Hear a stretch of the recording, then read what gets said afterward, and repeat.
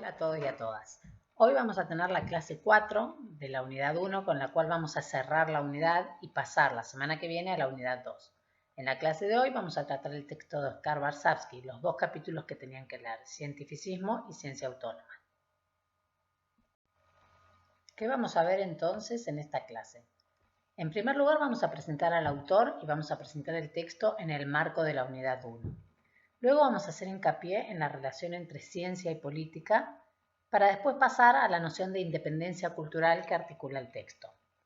Después, en el punto 4, vamos a ver las características fundamentales del cientificismo y las críticas que el autor le hace. Luego vamos a ver el concepto de autonomía científica y cuáles son sus tres condiciones básicas.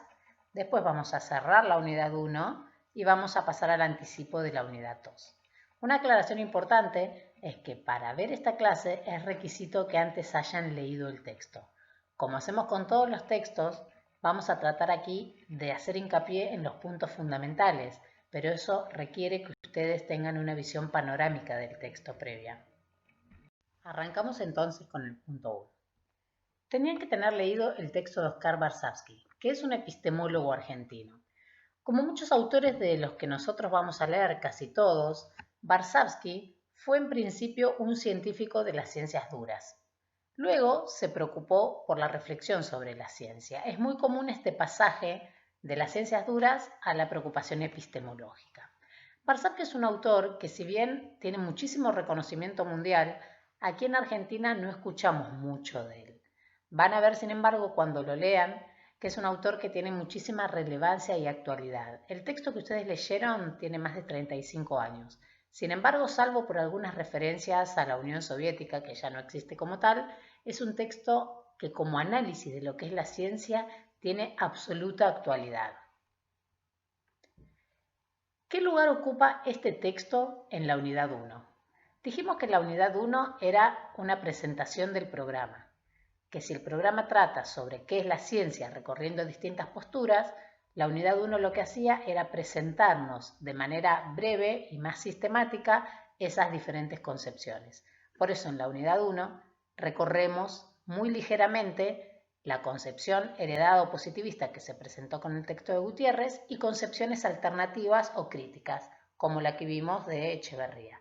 Varsavsky tiene una postura crítica a la concepción positivista, básicamente crítica y básicamente también propositiva. ¿Por qué? Porque no se queda solo en una crítica. Para criticar al positivismo, él caracteriza la concepción cientificista. Acuérdense que cuando presentamos el positivismo dijimos que cientificismo es una de las palabras que podemos usar como sinónimo de positivismo. Entonces, cuando Varsavsky habla del positivismo y lo critica, lo llama cientificismo. Pero dije que es una concepción propositiva también porque no se va a quedar solo en la crítica, sino que va a postular una manera de hacer ciencia diferente, amplia, no reduccionista, que es lo que va a proponer como ciencia autónoma. Entonces, ¿qué vamos a ver en el texto de hoy? Vamos a ver cómo critica el cientificismo, en qué fundamenta esas críticas y qué propone a cambio, esta noción de autonomía científica. El punto de partida fundamental en Varsavsky, sin el cual no se puede entender nada de lo que él está explicando a lo largo del texto, está en la relación entre ciencia y política. Para el positivismo, esta relación entre ciencia y política era absolutamente inexistente, porque recuerden que para la concepción reduccionista positivista, la ciencia es autónoma en el sentido de estar alejada de toda práctica social. A la ciencia solo le importa el método y todo lo que no sea método no es parte de la ciencia ni del análisis epistemológico. Varsavsky está en una postura absolutamente contraria. Para él, lo que hay que hacer justamente es evidenciar la relación entre ciencia y política, analizar esa relación. Y no porque la relación entre ciencia y política sea algo negativo en sí mismo. Todo lo contrario, ciencia y política van siempre de la mano. No puede haber ciencia que no tenga una dimensión política. Lo interesante de esta postura es que no es una dirección única la que guarda la relación entre ciencia y política. Es decir, la ciencia, al ser un producto social, según Varsavsky, está determinada por todos los aspectos de la sociedad, entre ellos, como dijimos, la política, pero esa relación también es para el otro lado. Es decir, la política determina a la ciencia, según sus pretensiones, pero también la ciencia determina la política. Por eso la postura de Varsavsky es tan interesante, porque él dice, no necesitamos esperar a que haya un cambio político, a que haya una revolución para modificar nuestro modo de hacer ciencia. Podemos empezar por el otro lado, podemos empezar haciendo ciencia de otra manera, que él va a denominar ciencia autónoma, y de esta manera se va a modificar la realidad y por lo tanto va a haber un cambio político. Entonces, el eje entre la relación de ciencia y política es básico y fundamental para entender este texto. Muy ligado a la relación entre ciencia y política aparece la noción de independencia cultural. El objetivo último de Varsavsky al hablar de ciencia, como él concibe justamente a la ciencia en un sentido amplio, su objetivo tiene que ver también con hablar de la dependencia o independencia cultural y política.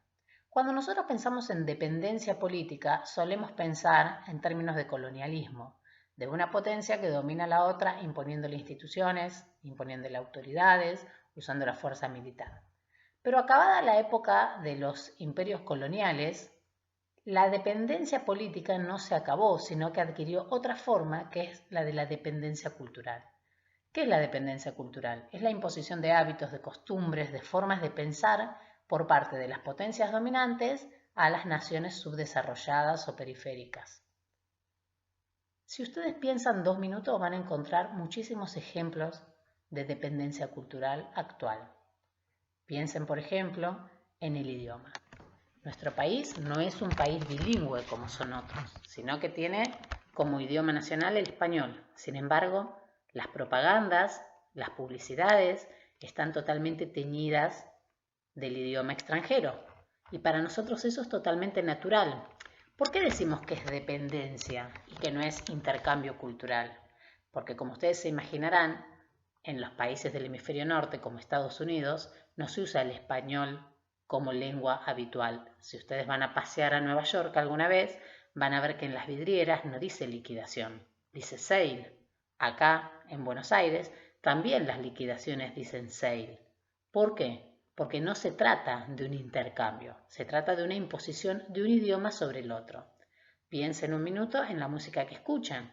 Seguramente muchísimos de ustedes escuchan música en inglés, más incluso que en español.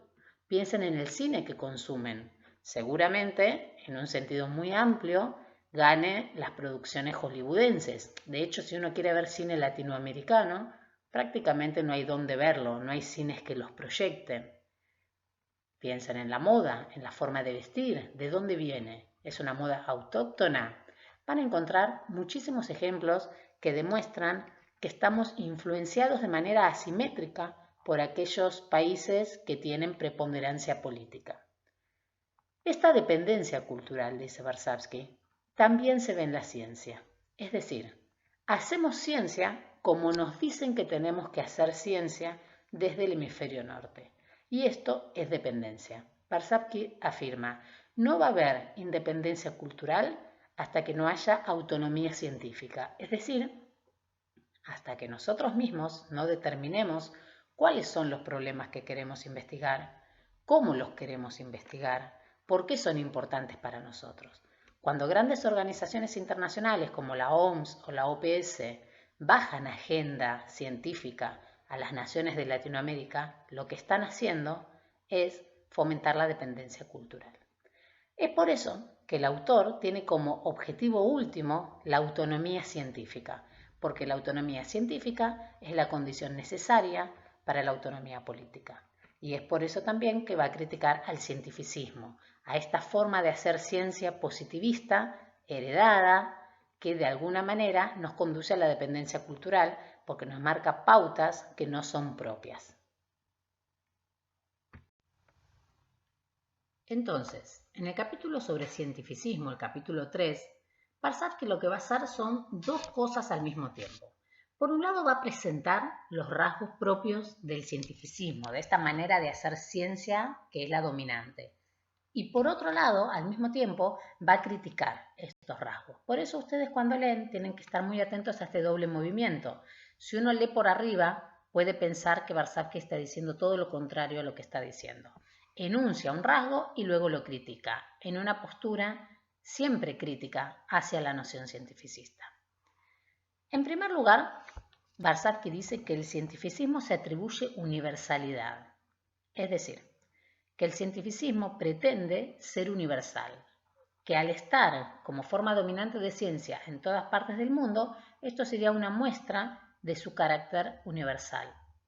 Sin embargo, lo universal es aquello que emerge en distintos puntos del planeta de manera independiente. Uno podría decir que la agricultura es un fenómeno universal, que surgió en Europa y también surgió en América sin tener ningún contacto. Sin embargo, la manera en que nosotros hacemos ciencia, dice Varsavsky, nos fue impuesta por el hemisferio norte. No es que nosotros desarrollamos esta manera de concebir y de practicar la ciencia por nuestros propios medios, sino que por el contrario se aprendió del hemisferio norte, se impuso por el hemisferio norte. Cuando actualmente hablamos de hemisferio norte nos referimos a Estados Unidos y a Europa. Otra característica que Varsavsky presenta del cientificismo es la noción de verdad absoluta. Los cientificistas dicen: nuestros conocimientos son verdaderos y totales. Por ejemplo, podemos decir, dicen ellos, que la amoxicilina cura la infección bacterial tanto en Estados Unidos como en África como en Latinoamérica. Que ese conocimiento es un conocimiento verdadero porque se cumple de manera absoluta en todos lados.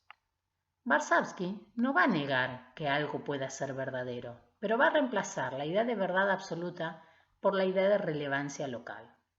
Es decir, lo que va a afirmar el autor es: puede ser que algunas verdades sean verdades, pero sin embargo pueden no tener ninguna relevancia en el ámbito de lo local.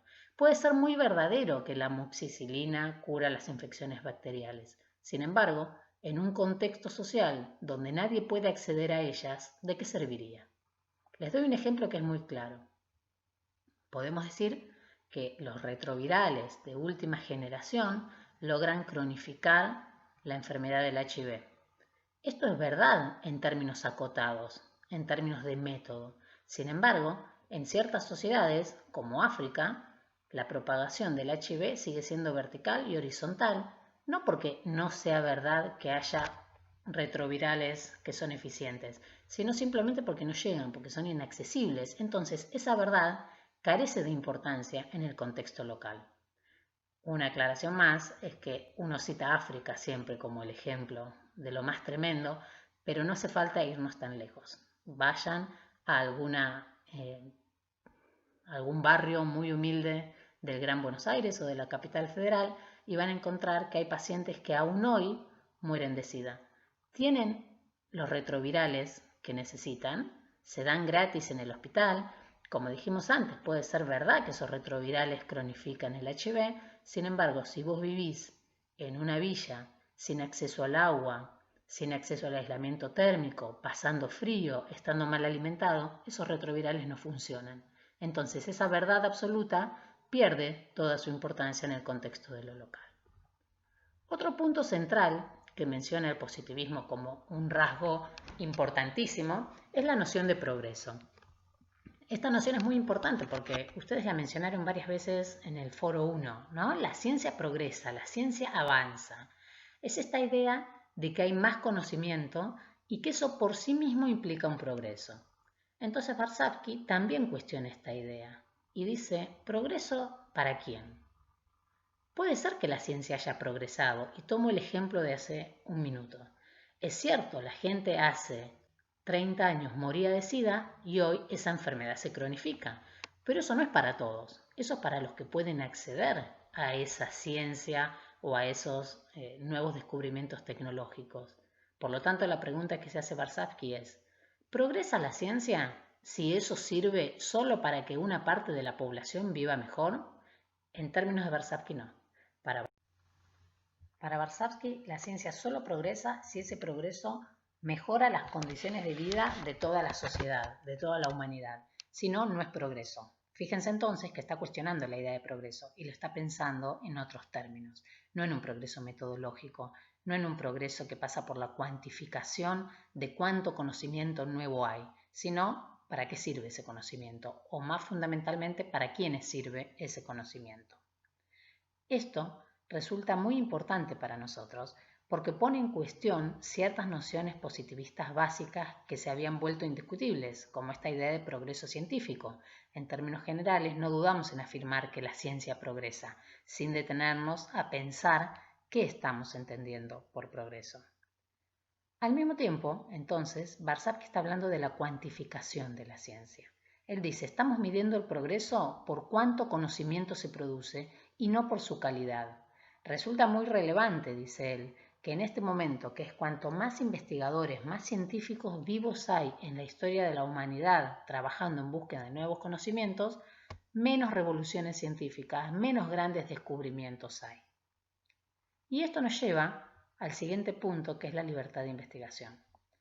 Dice el cientificismo que ocurre en él una plena libertad, es decir, que cualquier investigador puede descubrir, analizar, estudiar, investigar en el campo que se le ocurra. Barsabky va a decir que esto por supuesto no es así. Él hace una metáfora que me parece que es muy clara. Él dice, decir que hay libertad de investigación es como decir que hay libertad de prensa porque existan 3 diarios.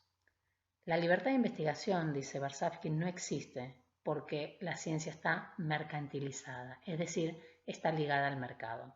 Para investigar se necesita dinero. Si no hay dinero, no hay investigación. ¿Cómo se restringe entonces la libertad de investigación? A través de la asignación de los recursos. Va a ser el Estado, y si no hay un Estado presente, va a ser el mercado quien defina qué se investiga y qué no se investiga. Por eso, es muy importante tener en cuenta que la ciencia no existe per se. La ciencia existe en el marco de una sociedad que es una sociedad capitalista y por lo tanto, sin dinero no hay ciencia. Fíjense ustedes cómo es la asignación de recursos por parte del Estado, a qué ciencias se le da más presupuesto para investigar y se van a dar cuenta de este punto que está mencionando el autor. Entonces, ¿cómo se dirime a quién se le da más plata para investigar? Un punto central tiene que ver con la carrera de los científicos. Los científicos de élite van a ser aquellos que más plata reciban para poder investigar. En cambio, los científicos más jóvenes, por más creativos que sean, no van a recibir igual acceso a los recursos. A esto también refiere la idea de cuantificación. A un científico se lo mide en su éxito por cuántos papers o artículos científicos produce y no por su calidad. Entonces después el mercado va a premiar a aquellos investigadores que más hayan producido con más dinero para que sigan investigando, cuando en el camino puede quedar gente muy capaz, con ideas muy valiosas, pero que no llega a esos estándares de cuantificación requeridos y necesarios según el cientificismo. Entonces, para Barsabky, la ciencia no es ni universal, ni absoluta, ni está en continuo progreso, ni se rige por la libertad de investigación, sino que por el contrario, implica una agenda impuesta por el hemisferio norte, implica que las verdades pueden no tener relevancia local, implica una enorme cuantificación de la ciencia en este sentido de que no importa ya la calidad de lo que se produce, sino la cantidad en que se produce. Importa también qué dinero se puede poner, qué recursos hay, y eso restringe la libertad de investigación. Piensen en la siguiente pregunta. ¿Por qué al día de hoy no se ha elaborado ninguna vacuna o ningún tratamiento eficaz contra el Chagas? ¿Es simplemente por una cuestión metodológica, como diría el positivismo? Según Barsabky, no. Y acá se ve bien la idea de libertad de investigación. Yo puedo investigar si quiero sobre Chagas, pero ¿quién va a financiar? ¿Quién va a poner plata para una investigación que no va a ser económicamente redituable? Piensen en el actual contexto que estamos viviendo. Hay más de 7 proyectos de vacuna contra el COVID en curso, porque eso implica una rentabilidad. ¿Por qué? Porque afecta a toda la población mundial. Sin embargo, no pasa lo mismo con el Chagas, porque el Chagas es una enfermedad de la pobreza. Una vez que se descubra una vacuna o un tratamiento, no va a haber un amplísimo público consumidor. Lo que hace Barsabky entonces es criticar esta noción de ciencia. Como decíamos al principio, Varsavsky no se queda solo en la crítica al positivismo a través de su crítica al cientificismo, sino que también va a hacer una propuesta, que es la autonomía científica. Él va a decir, hay otra manera de hacer ciencia, que no es la cientificista y que también es posible. A esa otra forma de hacer ciencia él la va a llamar ciencia autónoma o autonomía científica. La autonomía científica tiene tres características principales, tres condiciones que tienen que cumplirse para que realmente sea una autonomía científica. El primer punto es el problema local, es decir, que el problema que se defina como punto de partida de la investigación tiene que ser definido según las relevancias de lo local. Local no quiere decir necesariamente nacional ni necesariamente regional. Su varianza va a depender del punto focal del problema, ¿sí? Para que el problema sea local, tiene que tener un tiempo y espacio determinado. Es decir, hablar del embarazo adolescente no es un problema local. Un problema local sería el embarazo adolescente en la década del 90 en el segundo cordón del conurbano bonaerense, ¿sí? El problema, para tener localía, tiene que estar situado temporal y espacialmente.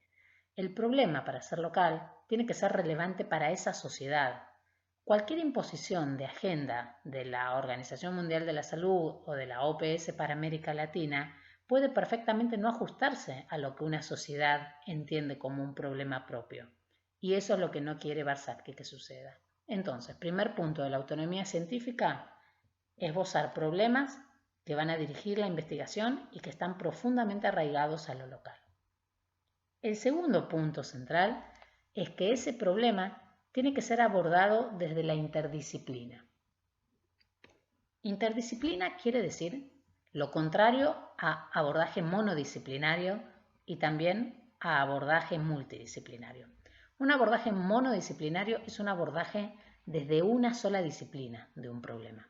En cambio, un abordaje multidisciplinario es el abordaje de un mismo problema por parte de distintas disciplinas pero en manera paralela, sin contacto.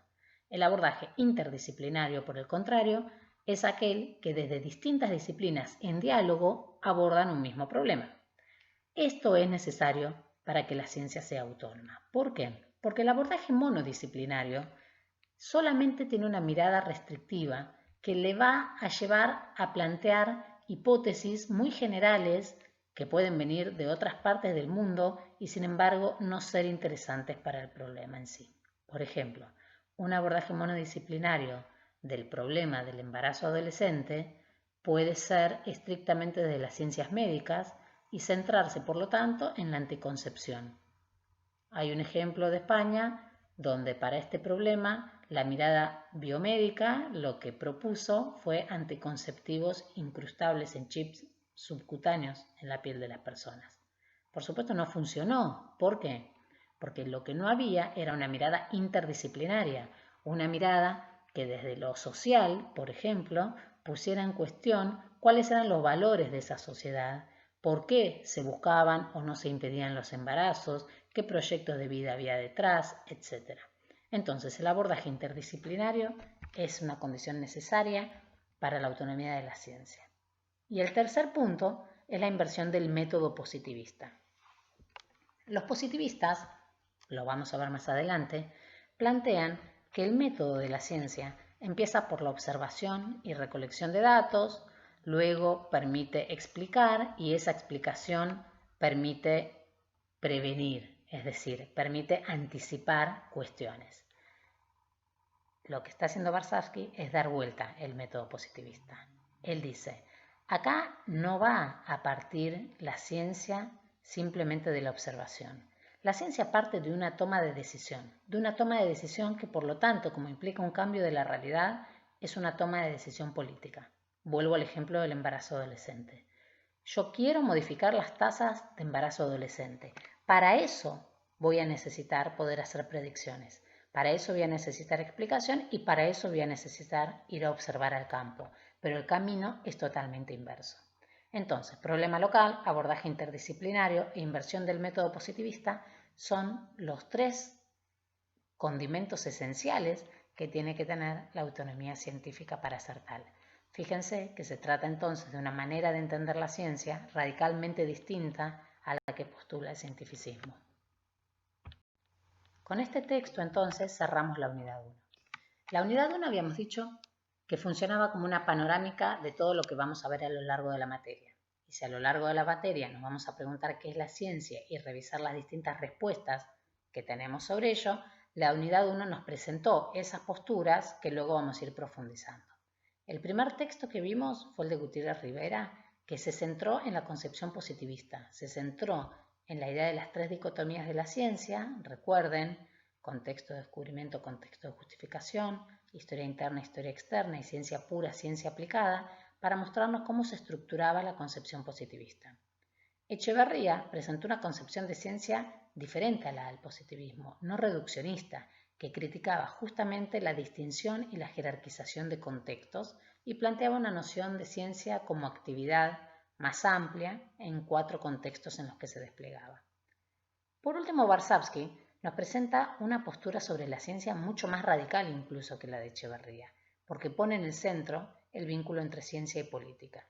Para Varsavsky, ciencia y política van de la mano. Una modifica a la otra necesariamente. Por lo tanto, estamos frente a una postura abiertamente antipositivista y una alternativa epistemológica no reduccionista.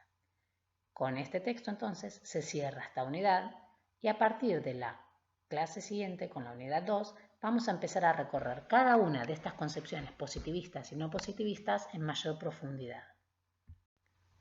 La clase siguiente, entonces, vamos a empezar con la unidad 2. Necesito que comprendan bien este punto porque si no les va a parecer muy esquizoide que pasemos de hablar de autonomía científica y libertad de investigación a hablar de lógica, ¿sí? La unidad 1 entonces nos presentó las distintas concepciones de ciencia, positivistas y no positivistas. A partir de la unidad 2 empezamos a revisar más profundamente estas posturas epistemológicas distintas y vamos a empezar por la positivista. Si nosotros queremos saber más en profundidad qué es el positivismo, ¿a qué nos tendríamos que dedicar? Piensen que para el positivismo la ciencia es conocimiento basado en el método. Entonces, lógicamente, si para el positivismo la ciencia es método, nosotros tenemos que estudiar qué es el método. Porque hasta ahora, si bien hablamos de método, lo hicimos con cierta liviandad, con cierta laxitud de los conceptos. ¿Qué es entonces el método? Lo que sí ya sabemos, porque lo anticipamos, es que el método tiene 2 grandes elementos, la lógica y la experimentación. Por lo tanto, nosotros en la unidad 2 vamos a empezar a ver conceptos sobre lógica, porque si no entendemos qué es la lógica, no podemos entender qué es el método, y si no entendemos qué es el método, no podemos entender qué es la concepción positivista de ciencia y cuáles son sus limitaciones. Van a ver que nuestro abordaje sobre la lógica es muy elemental, muy básico y muy sencillo, pero lo necesitamos sí o sí para entender la concepción positivista de ciencia y las críticas que se le pueden hacer a esa concepción. Así que a partir de la clase siguiente vamos a empezar con fundamentos lógicos.